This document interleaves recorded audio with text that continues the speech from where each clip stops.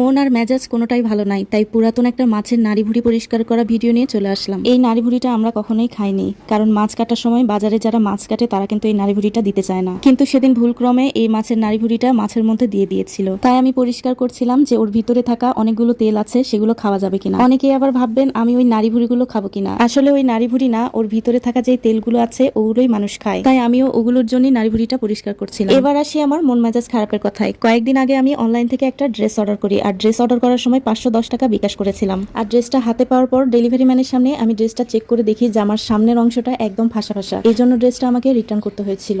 আর তখন আমি ডেলিভারি চার্জটাও দিয়ে দিয়েছিলাম। আর ড্রেসের ওই ছবিটা পাঠানোর পর ওরা বলছে এটা কোনো সমস্যাই না, কাপড় নাকি এরকমই হয়। আচ্ছা, একটা পাকিস্তানি সাদাবাহারের ড্রেস এরকম হয় আমার কখনোই জানা ছিল না। তো যাই হোক, আমি এখন আমার 500 টাকা বিকাশ রিটার্ন চাচ্ছি। তখন তারা বলে আপনাকে তো আগেই বলেছিলাম যে ড্রেস রিটার্ন করলে আর টাকা ফেরত পাবেন না। তখন কেমনটা লাগে বলেন? 510 টাকা তারা মেরে দিচ্ছে, মানে ডেলিভারি চার্জ আরেকটা রাখুক, তারপরেও আমাকে বাকি টাকাটা ফেরত দেখ, কিন্তু তাও দিচ্ছে না। আর ওরা যেটা আমার সাথে করলো এটা কি ঠিক না ভুল অবশ্যই জানাবেন, কারণ কেউ অন্যায়ভাবে টাকা মেরে দিলে আমার মাথা গরম হয়ে যায়।